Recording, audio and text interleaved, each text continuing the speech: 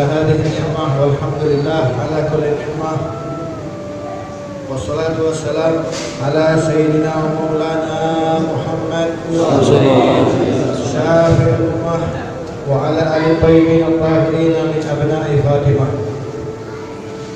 بسم الله ما شاء الله لا يسوق الخير إلا الله. بسم الله ما شاء الله لا يسوق السوء إلا الله. بسم الله ما شاء الله ما كان من نعمة فمن الله. بسم الله ما شاء الله لا حول ولا قوة إلا بالله.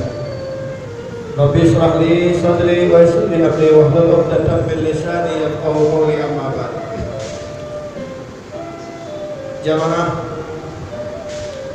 hadirin yang insyaallah selalu dimuliakan oleh Allah Subhanahu wa taala. Amin. Suatu keindahan dari Allah yang sepatutnya kita bersyukur kepada Allah Subhanahu wa taala, karena dalam kesempatan yang sangat menyedihkan ini, tetapi Allah masih memberikan kesempatan kepada kita untuk bisa kumpul bersama, menunaikan rutinan kita dalam satu bulan yang penuh dengan berkah ini dengan melaksanakan sholat berjamaah dan tentunya dengan sholat tarawih berjamaah. Ini adalah satu anugerah daripada Allah, di mana kalau kita lihat di tempat-tempat yang lain, terutama terkhusus di zona merah, mereka sama sekali tidak boleh melakukan aktivitas seperti ini. Tetapi di zona hijau kita silahkan saja, tapi mengikuti daripada apa yang ditetapkan oleh pemerintah dan kesehatan, direnggangkan sabda dan sebagainya dengan maskernya. Insyaallah mudah-mudahan kita berharap kejadian ini secepat mungkin berlalu dari hadapan kita, sehingga kita bisa beraktivitas seperti sebagaimana biasanya, bisa berjabat tangan, bisa bermusafahah. Dan kalau kita kembalikan, kejadian ini adalah teguran dari Allah Subhanahu wa taala, yang mana mungkin selama ini kita merasa diri kita sudah hebat dalam urusan segala hal. Kalau saya lihat hari ini, malam ini, yang hadir pada tempat ini kelihatannya semuanya seperti orang baik, pakaian baik, busananya baik, penampilan baik, tapi ini hanya formalitas saja. Dan kita tidak tahu nanti seperti apa setelah kita keluar dari masjid ini. Berapa banyak mereka-mereka yang kelihatan min ahli ibadah, ternyata mereka itu adalah orang-orang yang jahat, orang-orang yang memiliki sifat-sifat yang dimurkai oleh Allah Subhanahu wa taala. Ingat, pakaian tidak mencerminkan seseorang itu baik, pakaian juga tidak mencerminkan seseorang itu buruk ataupun jahat. Ada orang berpakaian dasi, pakai mobil Mercy, hebat, ternyata korupsi, akhirnya tinggalnya di penjara dan lain sebagainya. Ini menandakan bahwasanya Allah Subhanahu wa taala memberikan anugerah terindah, yaitu kekurangan kita, aib kita ditutup oleh Allah Subhanahu wa taala. Maka dari itu berusahalah, kalau kita sudah bisa menampilkan formalitas yang baik, kita sudah bisa menampilkan pakaian yang baik, mulailah dari sekarang ini kita keluar dari sini, amaliyah kita makin hari makin baik. Allah berikan kita kesempatan, terutama di bulan yang penuh dengan berkah ini, bulan yang Masya Allah, bulan yang tidak bisa diuraikan dengan kata-kata, bulan yang sangat-sangat spesial. Kenapa dikatakan spesial? Karena ini bulan khusus untuk kita umat Nabi Muhammad SAW. Rajab bulan Allah, Sya'ban bulan Nabi, Ramadan bulan kita. Inilah bulan kita. Pertanyaannya, kemana kita selama ini? Ini punya kita. Dan bulan ini dikhususkan oleh Allah Subhanahu wa taala untuk kita. Semua amal ibadah dilipat gandakan oleh Allah. Semua amal-amal kebaikan dilipat gandakan oleh Allah. Begitu pula amal-amal kejelekan pun dilipat gandakan oleh Allah Subhanahu wa taala. Sudahkah kita memperbanyak membaca Al-Quran di bulan ini? Sudahkah kita memperbanyak berbuat baik di bulan ini? Sudahkah kita membuat bergembiranya hati Nabi Muhammad SAW di bulan ini? Ma'asyiral muslimin wal muslimat rahimakumullah. Kalau saya kupas dalam satu hadis Nabi itu panjang, Nabi saat itu di akhir bulan Sya'ban, Nabi berkhutbah menceritakan tentang bulan Ramadan yang begitu sangat-sangat mulia. Saya ambil ringkasan saja. Kata Nabi, wa awwaluhu rahmah, wa awsatuhu maghfirah, wa akhiruhu itqun minan nar. Kata Nabi, dari tanggal 1 sampai tanggal 10 itu adalah rahmat. Udah lewat, Pak. Zona yang pertama sudah lewat. Zona yang kedua, wa awsatuhu maghfirah. Pertengahan dari tanggal 11 sampai tanggal 20 itu ampunan dari Allah Subhanahu wa taala bagi kita yang sangat-sangat banyak sekali melanggar daripada aturan Allah Subhanahu wa taala. Dan sekarang kita masuk ke zona yang ketiga. Tidak terasa, Pak, perasaan baru Ramadan, udah mau akhir Ramadan. Zona yang ketiga ini yang sangat spesial, dikhususkan untuk kita umat Nabi Muhammad dan tidak didapatkan oleh umat-umat terdahulu. Apa isinya? Zona yang ketiga, wa akhiruhu itqun minan nar. Di akhir Ramadan dari tanggal 21 sampai tanggal 30 atau 29 akhir Ramadan itu adalah zona yang sangat-sangat kita harapkan, khususnya untuk kita yang banyak sekali berbuat dosa ini. Apa itu? Pembebasan dari api neraka. Kita tidak tahu, Pak, ya. Yang saya lihat di sini orang-orang baik-baik semua. Tapi kita tidak tahu di jidat kita stempelnya neraka atau surga, nggak ada yang tahu. Yang di surga saja bisa pindah ke neraka, apalagi orang-orang seperti kita. Kita lihat sejarah iblis. Bagaimana iblis yang terkenal hebat, yang terkenal alim, yang terkenal ahli ibadah. Iblis itu terkenal, Pak. Sampai-sampai malaikat-malaikat Allah memuji. Tidak ada yang bisa menandingi kehebatan iblis dalam segala hal. Mulai dari urusan ibadah, beliau paling hebat ibadah. Kemudian beliau paling hebat dalam urusan ilmu. Iblis bisa menghidupkan orang yang sudah mati bisa hidup. Kenapa? Allah berikan dia ilmu. Ilmunya luar biasa, ibadahnya luar biasa, dipuji oleh malaikat. Tinggalnya di mana? Rumahnya di sorga. Yang sudah di sorga saja bisa Allah pindahkan ke dalam neraka, apalagi recehan-recehan kayak kita. Kalau kita hitung-hitungan, coba kita hitung-hitungan berapa banyak pelanggaran yang telah dilanggar oleh iblis. Ternyata iblis tidak banyak dosanya, Pak. Cuma satu saja kesalahannya. Allah perintahkan sujud, dia nggak mau, itu doang kesalahannya. Coba kita hitung berapa banyak dosa kita. Dari mulai kita balik sampai saat ini, berapa banyak dosa yang sudah kita lakukan. Dosa terhadap orang tua, dosa terhadap tetangga, dosa terhadap kawan, ngejek orang, merumpi orang, ngomongin orang, menghina orang, dan lain-lain sebagainya. Banyak sekali dosa-dosa yang sengaja maupun yang tidak sengaja. Kalau yang satu dosa saja tidak berhak tinggal di surga, apalagi seperti kita yang setiap hari berlaku dosa ini, Pak. Maka dari itu pergunakan kesempatan ini, kesempatan yang sangat spesial yang Allah berikan khusus untuk kita umat Nabi Muhammad. Wa akhiruhu itqun minan nar. Di akhir Ramadan itu adalah pembebasan dari api neraka. Alhamdulillah. Kita berharap mudah-mudahan kita semuanya dimasukkan ke dalam surganya Allah Subhanahu wa taala. Satu hal lagi, Pak. Allah kasih bonus. Apa itu bonusnya? Lailatul Qadar. Umat-umat terdahulu, Pak, kalau kita belajar sejarah umat Nabi Musa, mereka itu tidak ada batasan umur. Ada yang 400 tahun, ada yang 300 tahun, bahkan ada yang 500 tahun umurnya mereka. Tidak dipanggil orang tua, tidak dipanggil anak muda. Kenapa? Umurnya nggak ada batas. Ada yang 500 tahun ibadah saja. Sering dijumpai oleh Nabi Isa alaihissalam pernah berjumpa dengan satu cahaya di dalam gunung, dalam bukit, dan beliau meminta kepada Allah, ya Allah, ada rahasia apa? Ternyata di dalam bukit tersebut ada orang beribadah lebih dari 300-400 tahun beribadah kepada Allah Subhanahu wa taala. Dan banyak sekali cerita-cerita umat-umat terdahulu. Bahkan Ashabul Kahfi, beliau 300 tahun tidur, lebih 300 tahun tidur di dalam gua tersebut. Artinya umur mereka itu ratusan tahun tapi masih muda. Kalau kita umur 40 tahun sudah putih semua, Pak. Makanya umat-umat terdahulu umurnya 100 tahun gak dipanggil orang tua. Tapi umat Nabi Muhammad 70 tahun lagi jalan, kita panggil, hei anak muda mau kemana? Kira-kira marah nggak orang tua saya? Kata orang tua ini, kurang ajar sih ya. 70 tahun udah jalan, udah udah susah. Artinya ada batas. Tapi karena Allah sayang sama kita, walaupun umurnya kita singkat, antara 63 lebih dari situ bonus. Umur 70 tahun udah beda ibadahnya, Pak.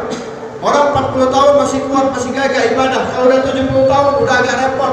Berdirinya udah agak repot. Kalau imamnya cepat, ketinggalan dia.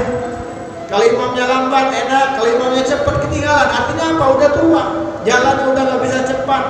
Di sini Allah berikan kelebihan khusus untuk kita. Apa itu? Lailatul Qadar.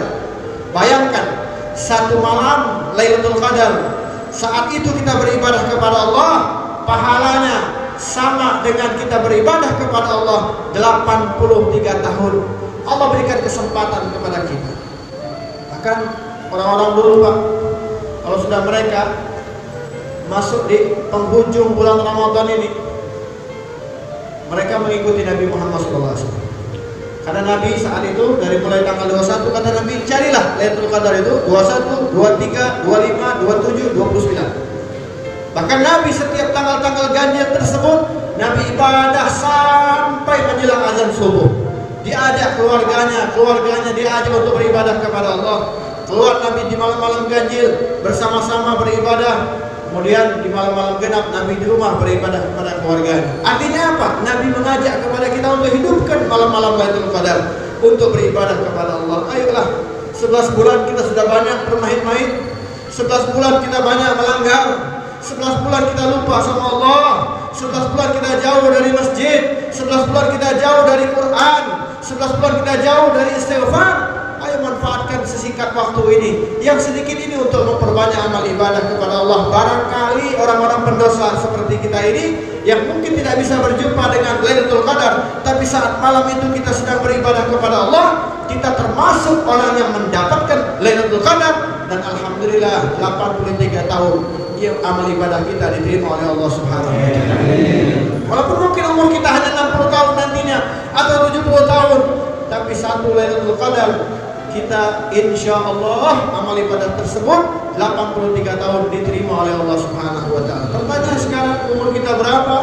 Udah berapa banyak amal ibadah yang sudah kita lakukan? Berapa banyak yang diterima? Berapa banyak yang ditolak kira-kira? Coba kita hitung-hitungan. Umur kita sekarang ini sudah berapa banyak kita beribadah kepada Allah? Kira-kira amal ibadah tersebut diterima atau tidak? Sebab apa? Ada ibadah yang diterima, ada ibadah yang ditolak. Ada amal ibadah yang diterima, ada amal ibadah yang mardud, ditolak oleh Allah Subhanahu wa taala. Dan kita berharap mudah-mudahan kita yang berada di masjid ini, mudah-mudahan amal ibadah kita diterima oleh Allah Subhanahu wa taala. Salat kita diterima oleh Allah, puasa kita diterima oleh Allah, sedekah kita diterima oleh Allah, bangun malam kita diterima oleh Allah, salat tarawih ini pun diterima oleh Allah Subhanahu wa taala. Ayo kita pergunakan waktu yang singkat ini. Kalau Nabi Muhammad, Pak, ya, salat tarawihnya beda dengan kita ya. Nabi Muhammad itu beda, Pak. Beliau 8 rakaat. Nabi 8 rakaat, artinya 11 rakaat sama witir, ya. Nah, banyak sekali hadis-hadis yang menyatakan Nabi salat seperti itu. Bahkan Nabi ketika Nabi berjamaah, ikut berjamaah salat di masjid, malam besoknya semua para sahabat itu mendapatkan berita sehingga mereka berkumpul ramai nunggu. Malam kedua nunggu sampai keluar penuh masjid. Kenapa? Karena mereka melihat Nabi sholat ataupun sholat tarawihnya di dalam masjid. Akhirnya sampai subuh Nabi tidak datang, sehingga sahabat-sahabat bingung. Pas sholat subuh baru Nabi datang. Saking sayangnya Nabi Muhammad ketika ditanya, ya Rasulullah, kata para sahabat, semalam kami sudah kumpul menunggu engkau untuk sholat berjamaah. Kami mengharapkan berjamaah dengan engkau sholat tarawih. Ya Rasulullah, kenapa semalam engkau tidak datang? Apa kata Nabi? Aku tahu kalian menunggu, aku tahu kalian ramai, aku tahu. Kata Nabi, itu sayangnya Nabi Muhammad sama kita. Kalau sekiranya aku datang malam itu, kata Nabi, kemudian aku berjamaah dengan kalian, aku khawatir salat tarawih ini wajib, kalian tidak akan mampu. sunnah aja kita keteteran, apalagi kalau diwajibkan oleh Allah Subhanahu. Itu diantara kasih sayang Nabi Muhammad. Makanya Nabi 11 rakaat, yang mau ikut Nabi silakan, tapi jangan ikut 11-nya saja. Tapi Nabi Muhammad 11 rakaat menghatamkan Al-Quran. Bahkan kalau saya pernah dengar itu di Madinah atau di pinggir kota Mekah itu, masjid-masjid di Mekah Madinah, itu mereka berbeda dengan Masjidil Haram. Masjidil Haram 23, Masjid Nabawi 31, ya. Bayangin Pak, Masjidil Haram 23 plus witir, ya. Kalau kita witirnya di akhir, ya. Kalau di sana witirnya dari awal. Apa namanya? Kunutnya dari awal. Kalau kita kunutnya di akhir. Jadi Mekah 23, 20 tarawih, 3 witir ditambah kunut. Madinah 20 tarawih, 11 rakaat witir. Ya, itu beda ya. Masjid di luar ya, di luar dari Masjidil Haram itu 11 rakaat semua. Kenapa 11 rakaat? Karena mereka mengejar khatam Quran, 3 hari khatam Quran. Jadi kalau mau 11 rakaat silahkan, kalau bisa 3 hari khatam Quran ya. Kira-kira malam ini kita mau yang mana nih? Malam ini mau coba yang mana? Yang Mekah, Madinah, atau di luar Mekah? Atau yang di Cimone? Tapi sungguh aneh, zaman sekarang terjadi perdebatan. Mungkin di sini tidak. Saya sering jumpakan di beberapa kota seperti di Riau, di Malaysia, kemudian di Bandung. Sering saya mengimami dari masjid-masjid setempat, ada yang 11 rakaat. Dalilnya ikut Nabi Muhammad, ya silahkan. Kalau mau ikut Nabi silahkan, tapi jangan ikut yang 11-nya doang ya. Ikutin juga ayat-ayat yang dibaca. Nabi 1 rakaat surah Al-Baqarah, ini 1 rakaat itu surah Al-Baqarah. Kadang-kadang 1 rakaat ditambah lagi Al-Maidah, An-Nisa. Dalam 1 rakaat sampai 6 juz Nabi Muhammad itu sholatnya. Jadi kalau mau ikut 11 rakaat silahkan ikut juga. Ya, jangan ikut yang enak-enaknya saja. Tapi uniknya di Indonesia parah. Lebih parahnya lagi, tarawih 7 menit selesai. Nah, ini yang paling hebat. Itulah keunikan yang berada di Indonesia ya. Ya maka dari itu ya udah kita ikut yang standar-standar saja. Ya. Rakaatnya 23, ayatnya pendek-pendek, dan masalah, jangan kita kurangi. Ya, mereka orang-orang terdahulu, kenapa mereka beribadah seperti itu? Karena mereka tahu betul manfaat Ramadan ini, Pak. Bahkan di antara mereka ada berdoa, ya Allah, jadikan 1 tahun ini Ramadan semuanya. Kenapa? Karena mereka tahu bulan ini bulan ampunan, bulan rahmat, bulan dilipat gandakan amal ibadah. 1 rakaat Bapak sholat sini sama dengan 1000 rakaat di luar bulan Ramadan. Kalau kita kurangin terawih, sayang Pak, celengan kita ini sudah habis, amal ibadah kita habis. Baru amal ibadah ngomongin orang habis, baru amal ibadah ngejelekin orang habis, baru begini habis amal ibadah. Tapi Ramadan alhamdulillah, mudah-mudahan masih ada yang tersisa amal-amal yang baik. Mudah-mudahan kita berharap, kita yang berada di sini berharap meminta kepada Allah semoga amal ibadah kita diterima oleh Allah Subhanahu wa taala. Dan kita berharap mudah-mudahan bacaan Quran tadarus yang kita baca ini, ingat ya, ini bid'ah ya. Tadarus yang kita baca ini bid'ah, Pak. Nabi tidak melakukannya. Siapa yang melakukannya? Sayyidina Umar. Pernah terjadi perdebatan ketika Nabi wafat, diteruskan oleh Sayyidina Abu Bakar. Sama, sepi masjid, gak ada tadarus. Loh, kenapa sampai ada tadarus? Sayyidina Umar, waktu beliau menjabat menjadi khalifah, dirubahlah oleh Sayyidina Umar. Supaya apa? Supaya masjid-masjid ini sepi. Didatangkan Sayyidina Ali bin Abi Thalib, kemudian diperdebatkan dalil. Sahabat itu sama, mereka nggak mau sembarangan ngamal ibadah ya. Akhirnya didebatkan. Sayyidina Umar bilang, ayo kita rame-rame berjamaah. Bahkan Sayyidina Umar mewajibkan berjamaah di masjid. Itu untuk Sayyidina Umar mewajibkan. Kata Sayyidina Umar 20 rakaat ditambah witir 323. Ini dari Sayyidina Umar. Habis raweh ada tadarus Quran dari Sayyidina Umar. Sahabat-sahabat menentang. Ya Umar, kenapa engkau melakukan ini? Ini tidak dilakukan oleh Nabi. Kumpul para sahabat, tapi mereka berkumpul dengan dalil-dalil yang hebat, dengan berkepala dingin, dengan saling menghargai, dengan tidak pakai emosi. Akhirnya kata Sayyidina Umar, ada satu hadis dari Nabi. Kemudian hadis itu dijelaskan oleh Sayyidina Umar. Kata Sayyidina Umar, Nabi pernah bersabda, di langit yang keberapa itu ada satu tempat, katanya itu semua malaikat-malaikat Allah. Malaikat-malaikat Allah ini, beliau ini ibadah saja sama Allah.